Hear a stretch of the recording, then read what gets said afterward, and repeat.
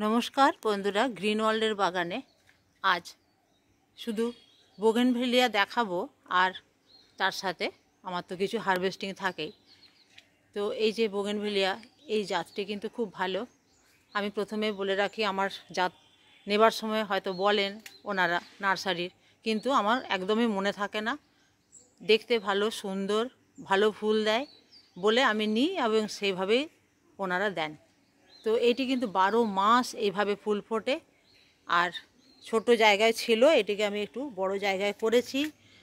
আর বড় জায়গায় করার সাথে সাথে যেটা হয়, মাটিটা আরও একটু শুকনো হয়ে যাচ্ছে, শুকনো হচ্ছে, আমাকে একটু জল দিতে হচ্ছে, কারণ গ্রীষ্মকালে জলটা না দিলে, আর শুধু তাই নয়, বোগেনভিলিয়াতে ফুল আনতে একটু মাটিটা শুকনো দরকার, কিন্তু ফুলটা যখন হয়ে যায় সেই ফুলটাকে টিকিয়ে রাখতে কিন্তু জলটা প্রতিদিনই দিতে হবে। তো জলটা প্রতিদিন দিলে ফুলগুলো কিন্তু অনেক দিন ধরে থাকে। আর ফুলের কালারটা দেখুন, এর একটাই পরিচর্যা, সবজি পচা তরল সার।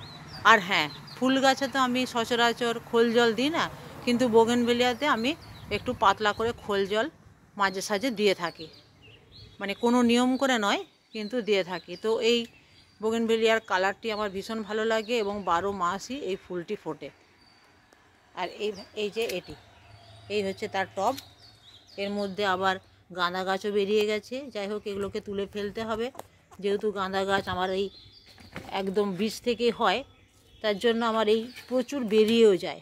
গাঁদা গাছ তো কখনও কিনতে হয় না। আবার বর্ষায় যে সমস্তগুলো বেরোয় সেগুলোকে তুলেই আমি আবার শীতকালে কাজে লাগাই, আবার ডাল কেটেও করি। যাই হোক, এই বোগেনভেলিয়াটি হলো। এরপরে যেটা দেখাচ্ছি, এই যে সাদা, কি অপূর্ব দেখুন। এটিকেও আমি এই যে এইরকম টবে ছিল সাদা ছোট্ট, এটাকে আমি একটু বড় জায়গা করেছি। আর যেটা হয়, আমার বড় জায়গা করার সাথে সাথে এই যে প্রচুর নোটে শাক বেরিয়ে গেছে। একটু মাটি খুঁড়লেই নোটে শাক, মানে মাটি ফুঁড়ে নোটে শাক বেরোচ্ছে সব সময়তে, এদিক ওদিক নোটে বীজ পাখিতে, এদিকে তারপরে মাটি এদিক ওদিক চারিয়ে দেওয়া হয়, তাতে করে কিন্তু এই নোটে চারাগুলি বেরিয়ে যায়। কিন্তু এই ফুলটিও আমার, এটির জাতটিও আমার মনে নেই, তবে ফুল কিন্তু অসাধারণ এবং থোকে থোকে এরকম 12 মাস এর ফুলটি হয়। এই গাছটির জাতটি আমার মনে নেই, কিন্তু ভাববেন না যে গাছটি মরে যাচ্ছে। এর পাতার এর ভ্যারাইটিটাই এই রকমই এর জাত। তবে ফুলটির যখনই প্রথম ফোটে কালার ভীষণ সুন্দর হয়। এরও আমি কালার দেখেই নিয়েছিলাম এবং এটিকেও আমি একটু অন্য জায়গায় আজ প্রতিস্থাপন করব। এই যে এটিতে করব, যার জন্য প্রথমে আমি দেখুন প্রচুর পাতা, শুকনো পাতা, এই ছাদের যা যাবতীয় ঝাঁটা দিয়ে যা বেরোয় সেগুলো সমস্ত, ছাদে তো আর অন্য কিছু নয়, হয় টবের তলা থেকে যে সমস্ত হয়তো মাটি ফাটি কখনো বেরিয়ে এলো সেইগুলো, আর শুকনো পাতা ঝরে যায় যেগুলো, এছাড়া ডালপালা যদি কিছু কাটি সেগুলোও আমি একটা জায়গায় স্টোর করে রাখি। তারপর এরকম টবের তলায় অন্তত 70% এটা দিয়ে দিই। আর এতে তো আমি আর অন্য কিছু দেব না, ফুলের গাছে আর কিচ্ছু দিই না। ফলের গাছে তবু একটু যেগুলো দিই, হাড় গুঁড়ো, শিংকুচি, এই সমস্ত দিই। আর এখানে এই যে বেডটি তৈরি হচ্ছে, এটি আপনারা জানেন আমি এটিকে ধীরে ধীরে তৈরি করছি, কারণ আমি আরও এতে সবজি খোসা টোসা আরও দেব, শুকনো পাতা আরও দেব, তারপরে হালকা মাটি দিয়ে আমি গাছটি করব। তো আগে এখানটিতে আমি আগে ভর্তি করে দিলাম। এর মধ্যে আমাদের দেখতে হবে যে উল্টোপাল্টা যদি কিছু থাকে সেগুলোকেও কিন্তু ফেলে দিতে হবে। কোত্থেকে একটি এই যে তার নাকি এসেছে, যাই হোক এটিকে ফেলে দিতে হবে। এরপরে আমি এই টবটি, এই তলাটা একটু বেশি ফুটো করব, বেশি কাটাকাটি করব না, এইখানটায় যতটা দেখতে ভালো লাগে সেইভাবে কেটে তারপর ওটা চাপিয়ে দেবো এর উপরে।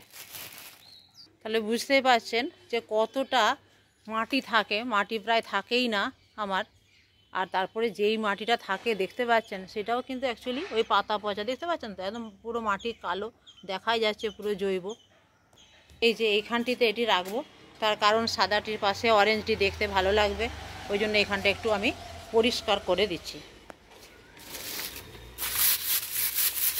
আমাদের ছাদ বাগানিদের ঝাঁটা ধরতেই হবে, ঝাঁটা না ধরলে কিন্তু হবে না।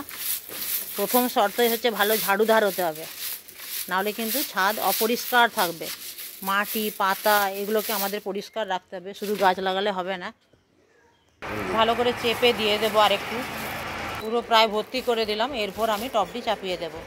এরপর দেখুন এইটির উপরে আমি এটি চাপিয়ে দিলাম, উপরটি এখানটা সমান করে কেটে তলাটায় অনেকগুলো ফুটো করে দিলাম। শেকড়গুলো ওতে চারিয়ে যাবে এবং তলার যে সবজি খোসা শুকনো পাতা দিলাম এগুলি পচে আবার সারে পরিণত হয়ে যাবে।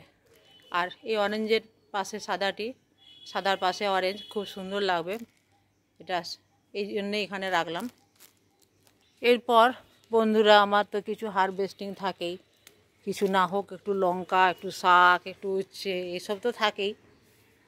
আজ আবারও চলে এসেছি কিছু মিক্সড পাঁচমিশালি শাক তুলতে, কারণ পাঁচমিশালি শাক শুধু প্রচণ্ড মাইক্রো নিউট্রিয়েন্ট এটা। আর এই অবস্থায় যদি গাছের পাতা আমরা তুলি না, এবং সেটা যদি অনেকেই আবার এগুলো কাঁচা হিসেবেও খান, প্রচুর মাইক্রো নিউট্রিয়েন্ট এগুলো এখন বর্তমান দিনে কিন্তু এইভাবে খাওয়া আবার শুরু হয়েছে, কারণ এত ভেজাল, মানুষের প্রচুর পুষ্টির অভাব হয়ে যাচ্ছে। এইভাবে এই কদিনের গাছ, যেটা ধরুন 7 দিন 10 দিন 15 দিন, সেই রকম গাছের পাতা তুলে খেলে বেশি পুষ্টিদায়ক। যেমন আমরা ছোলাটাকে ভিজিয়ে যে কল বেরোয় না, সেটা যেন বেশি উপকার, সেই রকমই একটা গাছের বীজ থেকে জাস্ট বেরিয়ে 7 দিন 10 দিন 15 দিনের মধ্যে যেটা খাওয়া, আর একটু বেশি দিন হয়ে গেলে সেটা খাওয়া, দুটোর মধ্যে একটু তফাৎ আছে। তবে আমি এটা তুলে নিলাম একটু ফাঁকা করার জন্য, আমি এইভাবে তুলি না, মোটামুটি এই অবস্থায় আমি তুলি। আর নোটে তো অনেক রকমেরই হয়, যেমন এই একটা জাত, আর এই যে তুলেছি এটা একটা,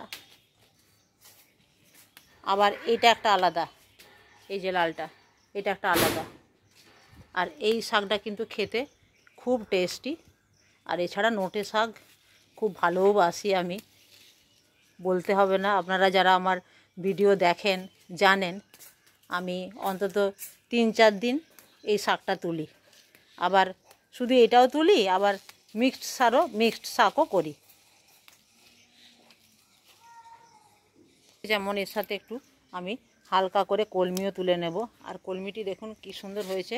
আপনারা জানেন আমি কেমন করে লাগালাম এটি, আমার ভিডিও তো আপনারা দেখেন, এবং যেহেতু জৈবভাবে করি আপনারা পছন্দও করেন। আর জৈবভাবে যারা আমরা ছাদ বাগান করি, পছন্দ কেন করব না, কারণ সেটা তো আমরা নিজেরাই খাই। সেটা যে অর্গানিক এবং কি খাবার দিচ্ছি তাতে, সেটা তো আমরা পরিষ্কার জানি, তাতে কোনো কেমিক্যাল নেই, কোনো কীটনাশক নেই। এবং জৈবভাবে করলে কীটনাশক লাগেও না। নিম তেল, নিম জল এই সমস্ত যদি দিই সেগুলোও কিন্তু কম লাগে। এই যে খানিকটা তুলে নিলাম, এই যে দেখুন খানিকটা তুলে নিলাম। আর এটা থাকবে, আবার এটা 7 দিনও হবে না। তো এইরকম ছোট্ট একটি জায়গায় যদি আপনারা লাগান, এই ছোট ছোট জায়গাতে, তাহলে একদিন এটা খেলেন, একদিন এটা খেলেন, এইভাবে কিন্তু আপনারা 4 দিন 5 দিন খেতে পারবেন। শাকটা একদম প্রতিদিন না খাওয়াই ভালো, তবে 3 দিন 4 দিন তো আমাদের শুনেছি যে 3 দিন 4 দিন খাওয়া ভালো।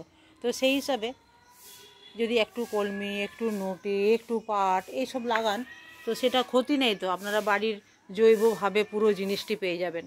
তো আজকের বাগানটি যে দেখালাম, যে সমস্ত কাজকর্ম কেমন লাগলো আপনারা জানাবেন কমেন্টে। আর আমার চ্যানেলে যারা নতুন তারা কিন্তু অবশ্যই সাবস্ক্রাইব করবেন, আর গাছ করুন। খুব ভালো থাকুন, দেখা হবে আবার পরের ভিডিওতে।